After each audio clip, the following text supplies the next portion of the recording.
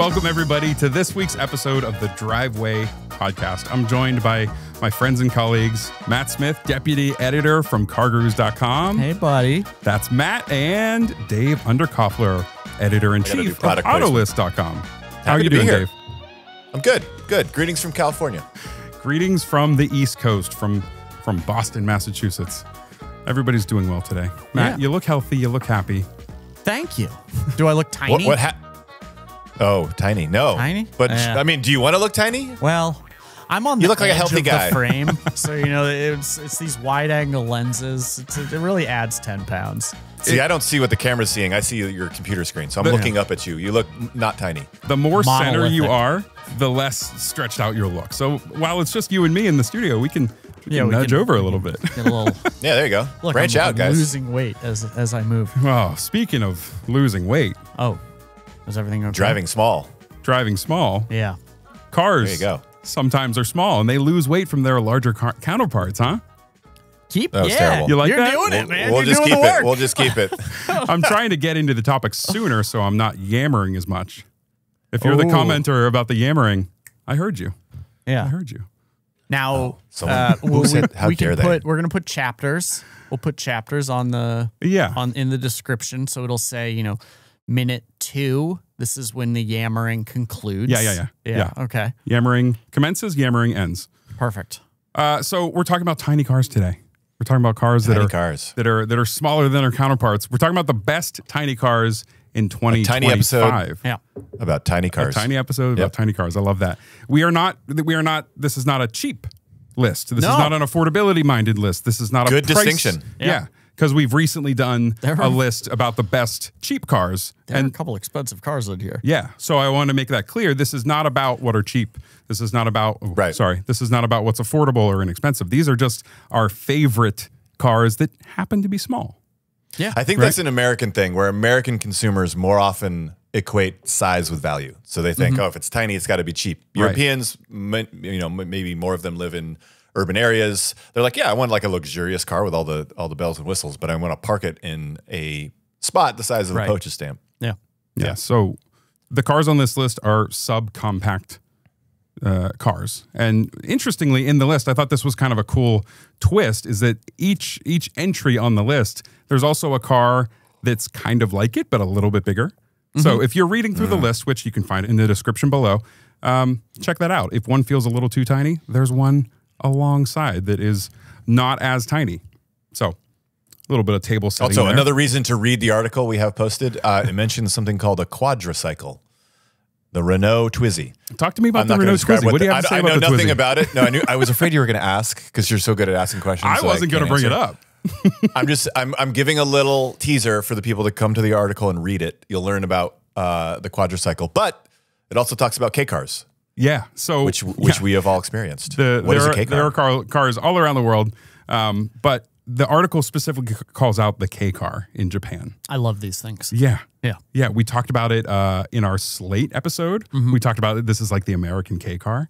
The K car is, Matt, you love the K car. Okay. What is the K car? So to the mass market, Yeah. the K car is just a little truck. Yeah. You know, it's often they're a little 4-wheel drive. They've got a small cab and a little bed in the back. There's hardly rails to the bed. You know, it's not like there's no like. Well, they can be vans. I mean, it's not just a pickup You're truck, right. They can be vans and like the K car. I mean, like the Suzuki Cappuccino.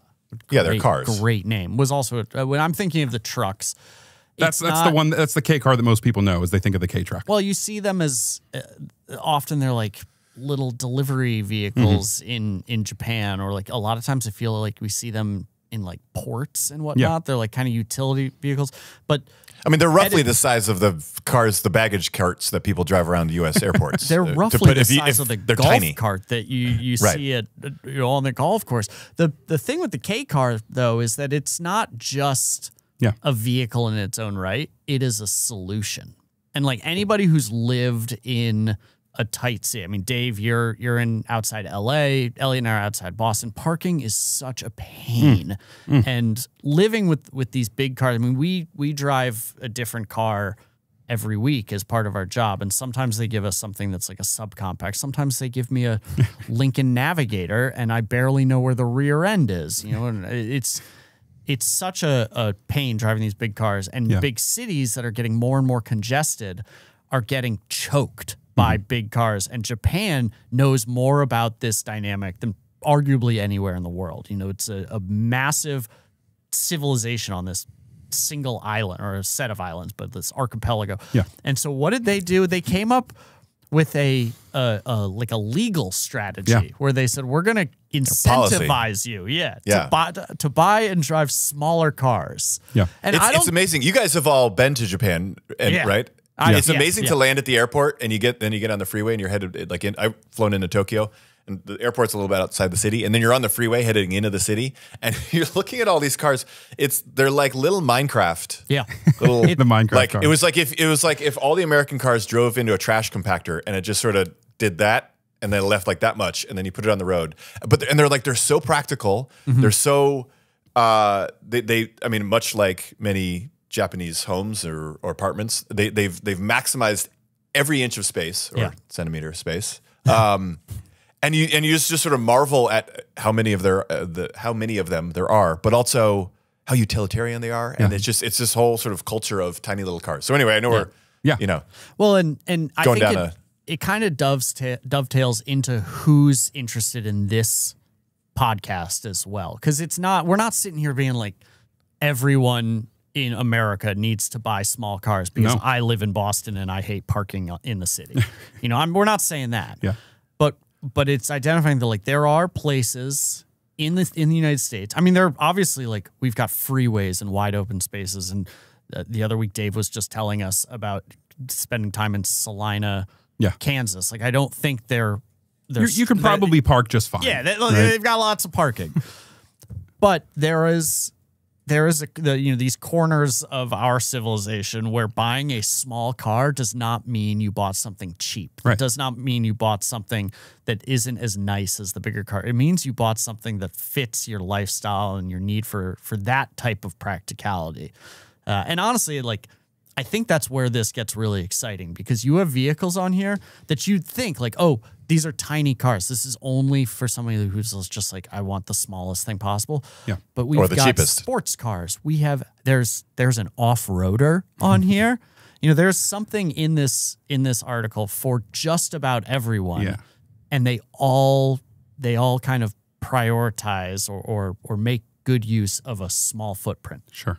Okay, so we're going to run through the list the really list? quickly, and this list is organized by length, shortest to longest, which is interesting. It's not by price, it's by length. So just down the list, we have the Fiat 500e, the Mini Cooper 2-door, the Mazda MX-5 Miata. We have the Mini Cooper 4-door, the Hyundai Venue. Matt, I want to talk about that. The Kia Soul, the Toyota GR86 and Subaru BRZ, the Wrangler 2-door is the one we're talking about. The Volkswagen Golf GTI/R, the Nissan Kicks, and the Toyota GR Corolla. So that's the list. Those are ostensibly our favorite tiny cars in 2025. But Dave, what's the one that catches your fancy right here? It's not cool. It's not going to, blow anyone's doors off, literally or figuratively. The Kia Soul is such a cool package of car. Okay. I'm a huge fan. You get in that thing, it's like the Honda Element of yore. The Honda Element was this sort of kind of boxy, not quite SUV, it was like this crossover, 2.5 doors, 3 doors. Beloved by the people who own them. Super practical inside. The resale value of those things is actually surprisingly high. I feel like the Kia Soul has carried on that tradition. It's this boxy little thing with tons of space inside. Inside you sit upright. I love the seating position. It's got visibility for days, but it's not this huge, thirsty, expensive crossover or SUV.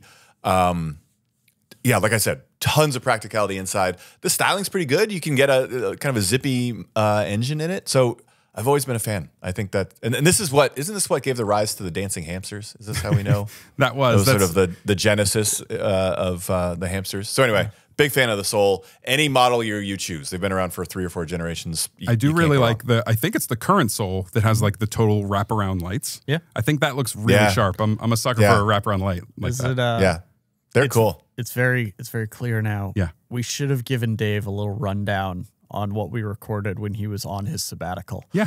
Dave, we entirely agree with you. We Okay. actually Do we have a whole like soul episode? we discussed the soul, but basically just said everything you said. Like there you go. we're right there Yeah. with you. It's a good. That's why we're friends. It's a better looking car than I feel like we were willing to admit when Yeah. it first. It has gotten a debuted. lot. Yes. Yeah. Yes. Well, and like now we've- it's pretty sleek. We've gotten more comfortable with ourselves and are now Well, we're able all- to look at it. we're and be all like, dads who cares now. We about have the diaper hamsters? bags. We like this. Yeah. We like this thing.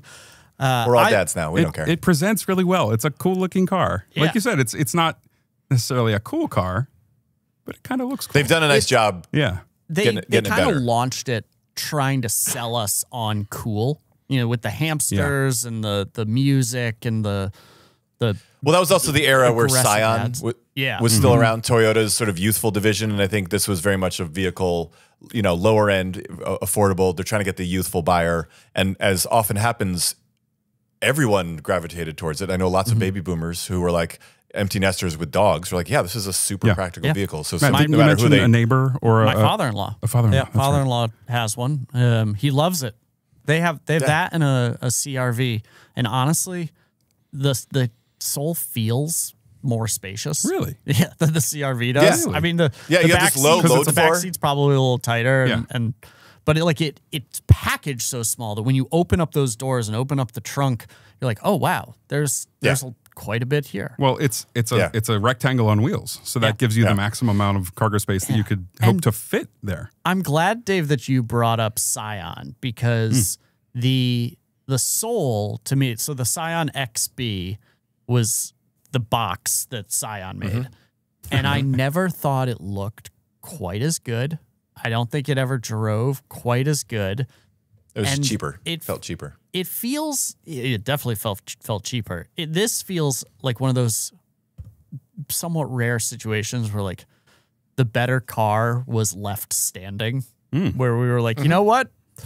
Two cars went in, one car came out. Yeah. And it's Well, like I said, the really Honda wild. Element, Oh, the Honda RIP. Element walked so the Kia Soul could run, right? Yeah. Like, and I think Honda, you keep hearing rumors that they're considering bringing it back, probably as an electric. really? Because The like Element? that platform, that shape is perfect for electrification, Yeah. right? A low Yeah. floor, put all the batteries in the bottom, and then just tons of interior space. I wouldn't be surprised if you saw another one in the future. Talk about Honda. resale value too. Honda Elements, particularly with all-wheel Oh, man. drive, they are And a manual, they're- right? Can't you get them with a You manual? could get it with. I think you could get it with all-wheel and a manual. Hey, now. which was very rare. And wasn't there like the an manual SC, might have like been a front-wheel supercharged? only, but they are crazy. like a performance expensive. version? Like they're Yeah.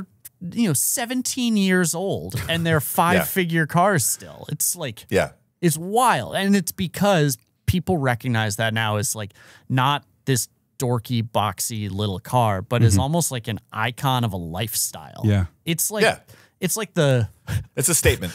yeah, but it feels strange to compare an Element with a Forerunner, but the people who buy it anyway. Forerunners for the like lifestyle image, they're just a different shade of the people who buy Elements for a lifestyle image. The And Element people are the honest ones. They're the ones who are like, the Element person they're- probably is more likely to live that life.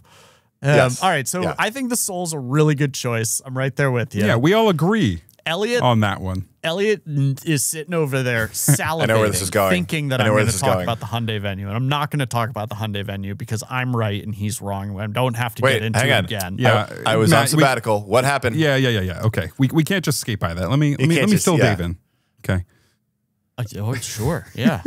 Please, So, put, yeah, put the briefly. words in my mouth. So, Dave, so we did an episode, the best, I think it was the best, the cheapest cars to buy. I think it was Cheap but nice. cheap but nice. Yeah. Oh, Yeah, and it was a mindset of what are great cars for not a lot of money. And Matt came out here with some sort of I'm it a hot paraphrasing. take? I'm paraphrasing, but his hot take was there's no better looking car on sale today than the Hyundai Venue. That's not exactly what I That's said. I'm okay. boom, So that's clipped such it. an outlandish and wrong statement that I want Matt to fill into context. Yes. because Okay. there's Now no that way I've done that's that, please just fill in the context, defend yourself, or defend the venue. The first thing I'm going to do is I'm going to cede you a little ground. The topic. This is the first time this has ever happened. The topic. Yeah, you're listening at to hand history. Was the best cheap but nice cars, and all of the vehicles on there. Sorry, it was best and cheapest small cars. Best. Those are two cheapest different small cars. episodes. Okay, They sound similar. Yeah. I was on the best my but bad. cheap. Yes. This is best and cheap. the the list that we were running through. Excuse me. Was all cars. It was all regular people cars. So like I'm not thinking of the Lexus LC 500 when I talk about the Venue. Frankly, I'm not even talking about the Supra when I'm talking about the Venue. I'm talking about cars that people buy, that people drive, that people go on cargurus.com and they say, I need a new car. They're not thinking, oh, I need a sports car because of my commute. They're saying, like, I just need something that's practical, that's going to be the one do-it-all vehicle. And in that regard, the Hyundai Venue Here it is the best-looking car on sale today. I'd also like to admit I've taken a better look at it recently, and I don't love the headlight treatment. Yeah. The split headlight, I think, is if it has one blemish, one single solitary flaw. That's it. Just one. That's it. Everything else about it, it is refreshing. It is charming. It is non-derivative in a way that the car design needs to lean back into. It is as if everyone who is carving clay models is all saying, did you see what the other guy did? We should probably do something like that. And Hyundai just said, I don't care what the other guy's doing. And Hyundai, like of all people, some of the most derivative car designs we've seen in the last 5 years that they try and as frame as shocking or interesting, but are actually just a rehash of something else that somebody else did. Oh my God, I don't even, you're so wrong. I don't even know the where to Venue, begin. First of all, they threw all Hyundai that away and they leading said, what the do we charge. need? We need something with a short length, a decent wheelbase, a nice two-box design, inoffensive, and they nailed it. They hit it out of the park the way that they thought they did with the Tucson and the Santa Fe, which someone to get him off? Where's landed the on the hook? warning Hey, track. Dave's trying to get a word in. I saw him. Where's the hook? I saw him literally hit his head off his mic. So I Dave don't doesn't even know. agree. First of all, all right, we're going to back up and we're going to go to the Hyundai's derivative. Hyundai is the automaker leading the design charge and evolution.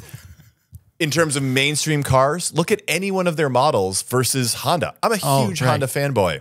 But from stylistically, Hyundai is the one taking chances, getting pushing, out there. pushing boundaries. They're pushing like the boundaries. like the Ioniq so your 5. claim that they The are Ioniq 5, derivative. that looks an awful lot like a Lancia Delta. I reject that premise wholeheartedly.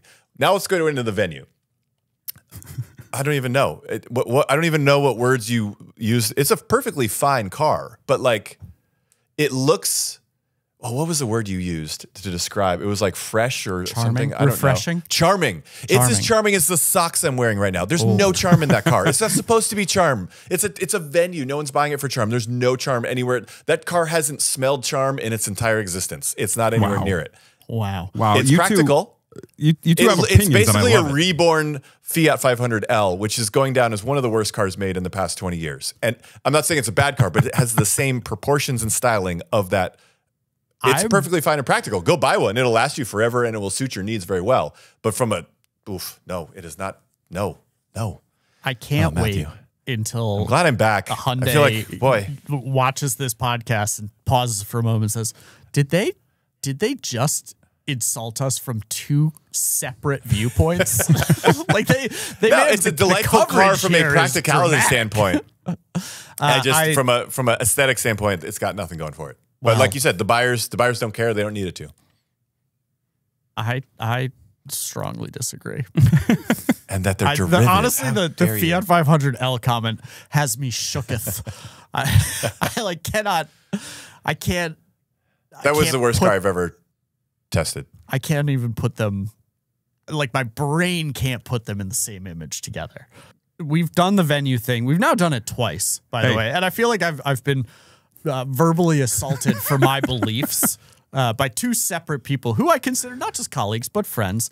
If I were to choose one vehicle on this list Yeah, you started this by saying, I'm not going to choose the venue, but I wanted Dave's opinion. But now, yes, let's hear what you actually do want. You I instigate. You brought me in with the carrot so Yeah. that Dave could hit me with the stick. Well, that's, in this case, it's my job. If I'm buying one of these vehicles, I'm probably buying the GTI Okay, or the Golf R. I actually like the GTI more than the Golf Yeah. R, which is like I might not be wrong No, about that's the fair. venue, but I'm definitely wrong about that take. Like there's No.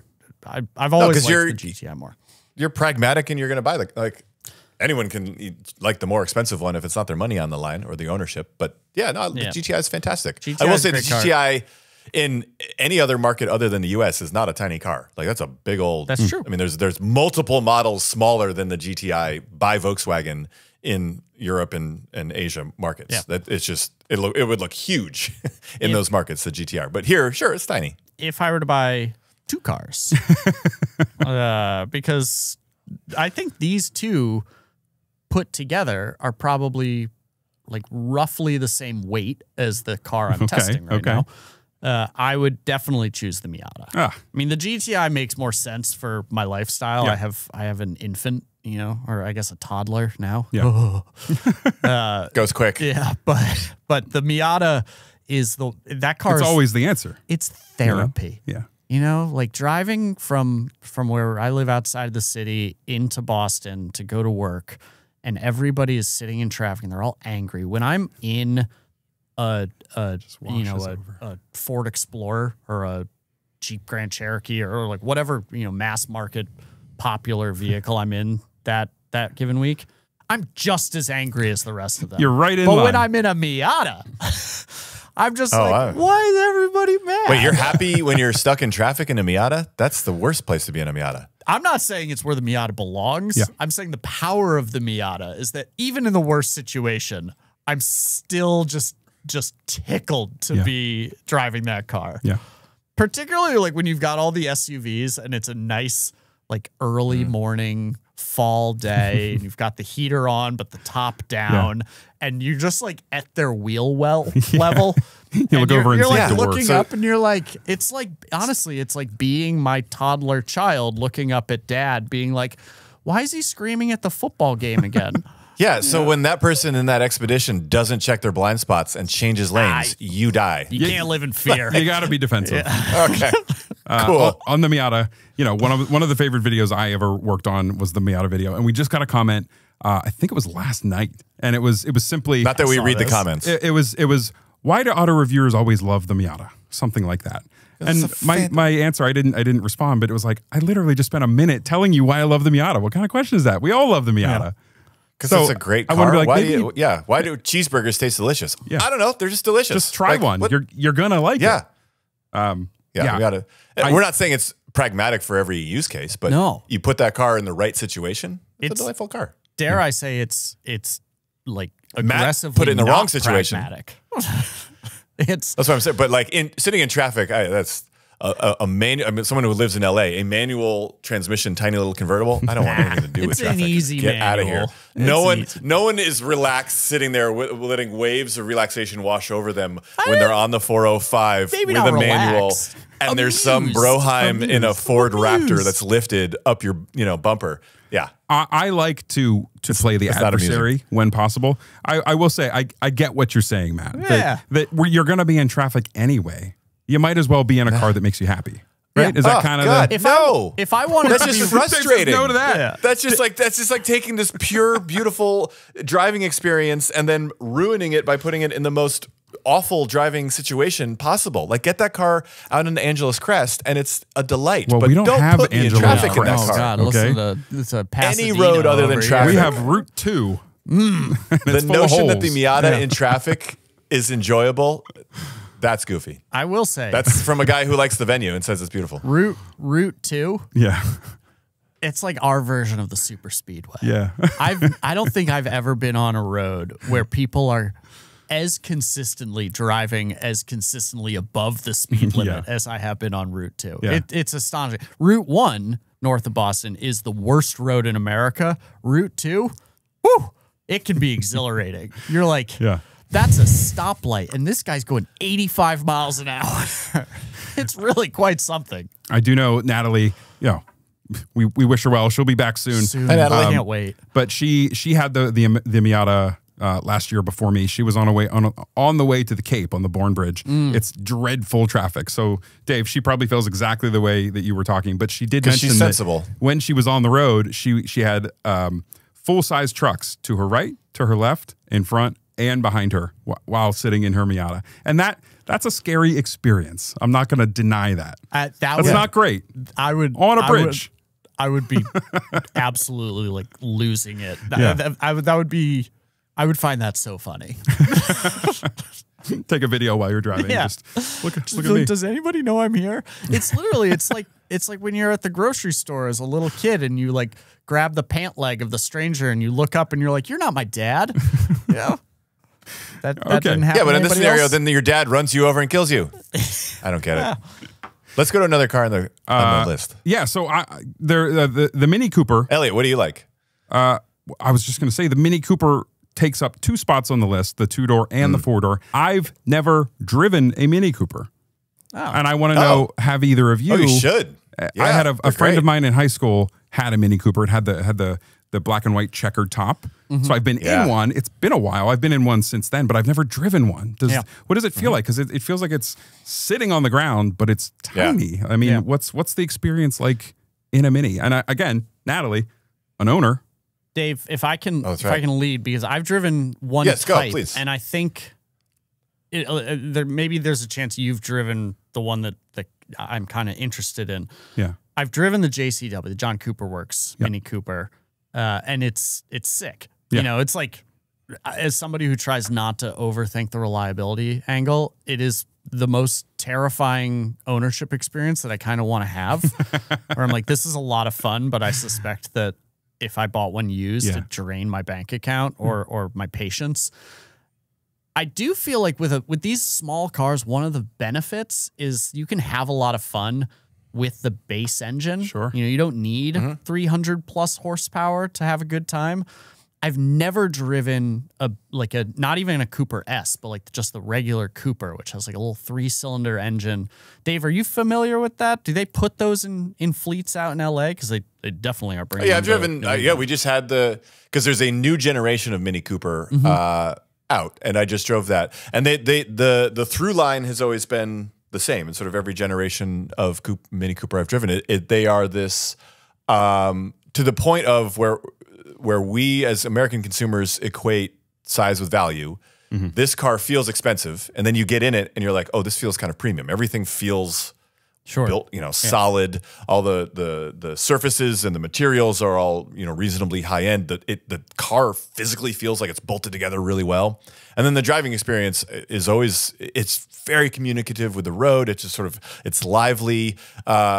I haven't driven a John Cooper Works version in a long time. I remember it being kind of harsh on the road for like everyday driving. The roads here in LA, like Boston, the roads are terrible. Yeah, the racetrack would be delightful. Awesome. If I was looking for a daily driver, it was a lot of fun. Yeah. But a daily driver, I get the enduring appeal of the Mini Cooper. It is a little sort of tighter in a driving experience than maybe a GTI. It can be a little smaller in a good way if you want sort of more compact packaging. Yeah, but it's a sort of a premium experience. The new one has this they've always sort of had this huge round screen kind of center mounted. It used to be like the dials were all there. Now it's all digital.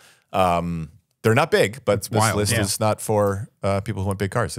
I like it. They're great. So a few years now, I don't know if they've been consecutive years. Every once in a while, it feels like they launched the Mini Cooper Oxford editions, which they've got a little style. There's a little style to them. They're not like stripped down models, but they're specifically cheap. So they are like base engine. Oh, okay. And they announced one for 2025. They're all limited runs too. So like it's a cheap limited edition or an inexpensive. The base price for the 2-door, including destination, this is in their press release. So who knows if this has gotten adjusted with tariffs and whatnot, but it was $26,125, which that's. So is that a 2-door or a 4-door? That's a 2-door. Okay. And the Mini Cooper, let's see, Mini Cooper 2-door starting price, non-Oxford edition starts at $28,950. So the Oxford editions were like a more value oriented, but still like interestingly styled. I've always thought they were really, really cool. I have no idea how you go about buying one. Yeah. I think it's like you have to order. I think you have to go to yeah. you have to go to Oxford. Yeah. Yeah, you have to go to You have Oxford. to be an Book it alumni. But Yeah, I think that's it. Mini Or Mini's own a always dictionary. Made, yeah, they've made very. They're. I mean, not to say charming again. You know, at risk of getting strafed by my colleague. I don't know if we will fight you so hard on using it here. I think Minis have always. I'm out of bullets. They've always been charming. So yeah, I mean, 2-door or 4. Frankly, I think the 4-doors are like a special kind of cool. Yeah. Because they have almost like a wagon vibe to them. Well, what was funny is that speaking about sort of the size differences per country, my wife and I a few months ago went to Paris to celebrate her 40th birthday. And we were driving around, and it was always funny to see the use cases of Europeans and cars versus how we use them in the US. And to your point, Matt, about 4-door Mini Coopers, I can't tell you how many families had that as their car with 2 car seats in the back seat, 2 kids, and they're driving around Paris. And it's like that's a perfectly reasonable use case for that car in that city.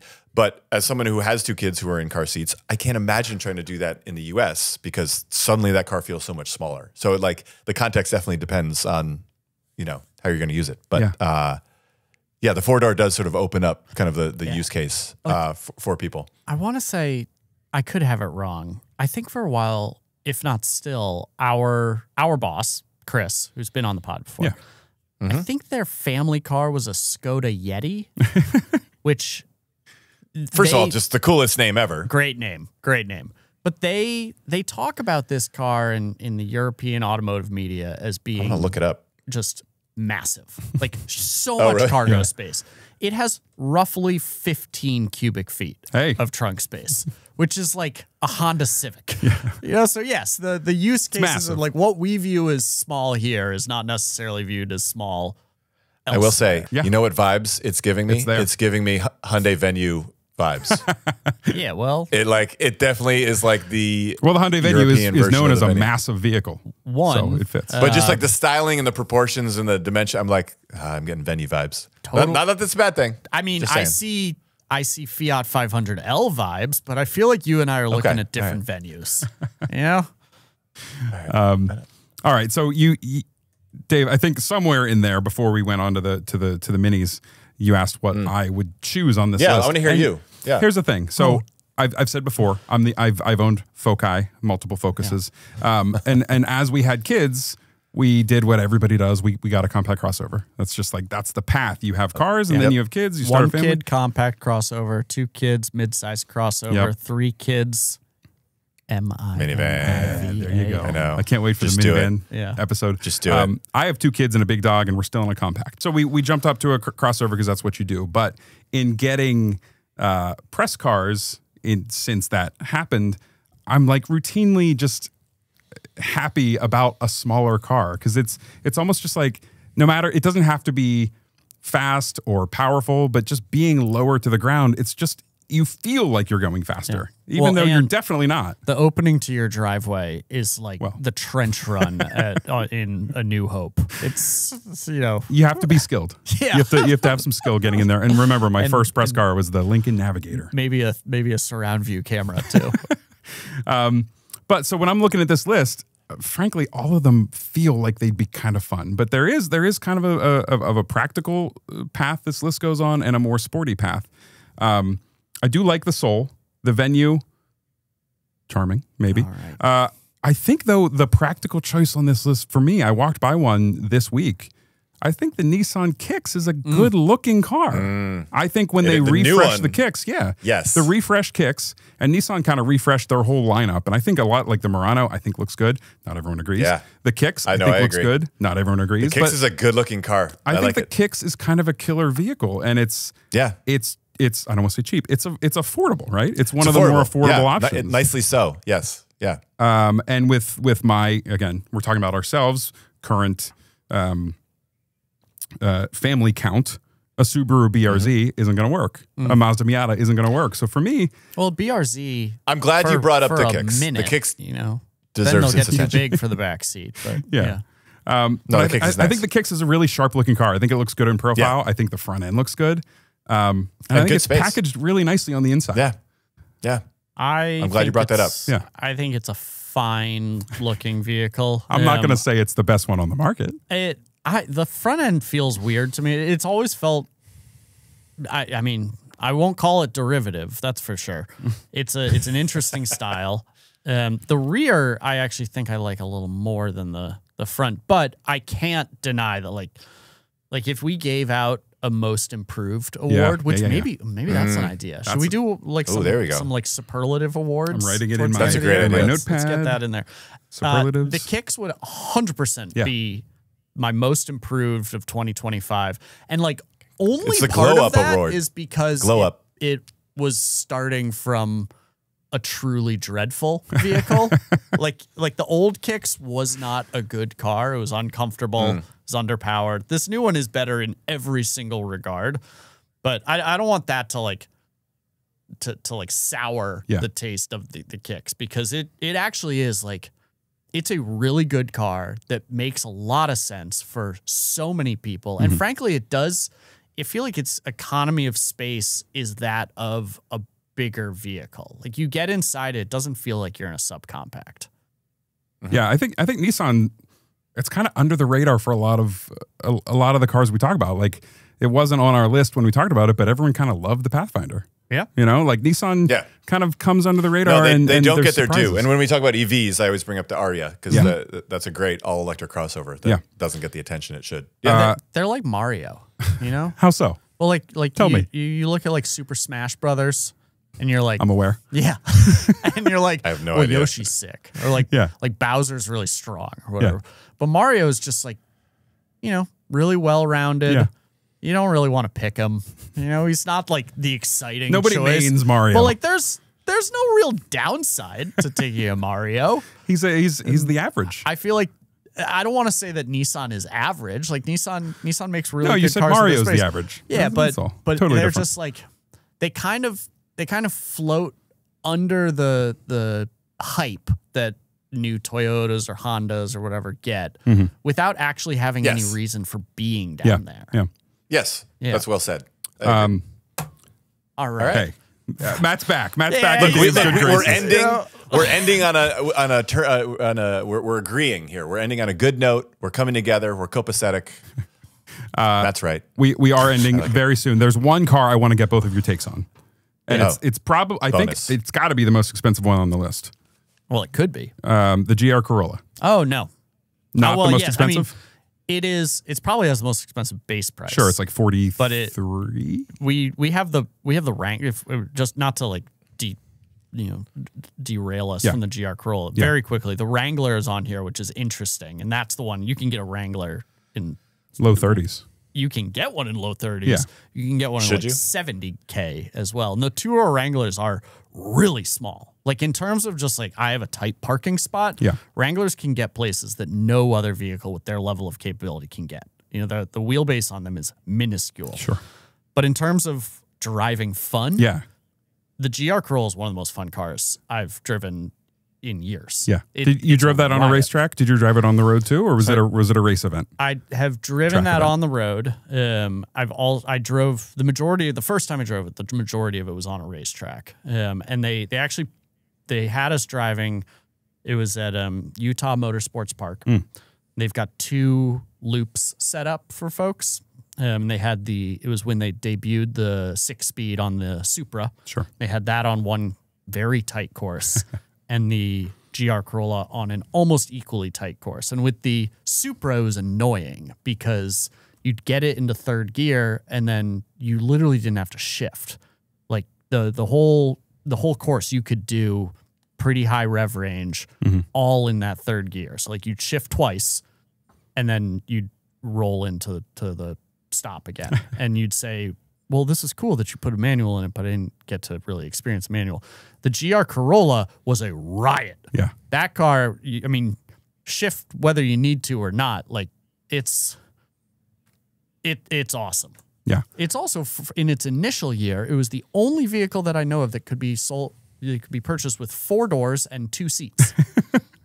Keep it Yeah, keep it that was interesting. Yeah. I said that Yeah, it was. you didn't have to. I guess It's that a it was. delightful car. They're a lot of fun. Yeah. Yeah. Just to edit myself, I said it was 43. It starts at 39,160 with destination The gets GR? just over 40. Yeah. The core Right, trim. but that's a GR. People might hear Corolla. They're Yeah, like, the GR $40,000 Corolla, very different This is than like the the high Corolla. performance version. It's Yeah. up Yeah. against The GTI Corolla or is not Golf one R. of the most fun cars I've driven in the last few years. Is there a car that's so different from its like base entry mass market model to its performance model than the Corolla to the GR Corolla? I don't know. That's What up a there on great- the list. What a great question. Future topic. Future topic. That's up there on the list. Got to take another note. Yeah. All Note right. is taken. There we go. Okay. Hey, that was our favorite tiny cars. Anything else to add? Anything that didn't get the love it deserved that you feel like, Matt, you got a little bit of the Wrangler in there, which I appreciate. sure. Is there anything else that needs its flowers real quick before we sign off for the week? Let's keep a tiny episode tiny. Hey, Oh, I like that. best tiny There we cars, go. tiny episode. Best tiny cards. Yeah. Thank you, everybody. Remember, cargurus.com, best place to find a great deal. A lot of these cars are available as video reviews, and almost all of them are available as written reviews. And you can always shop new or used on cargurus.com. How's that for a sign off, huh? That was terrific. Hey, Good job. thanks for Cut being this here. man a check. Thank you for listening. Dave, Thank you, gentlemen. Matt, thanks for potting this week. Hope Always you have a a good pleasure. one.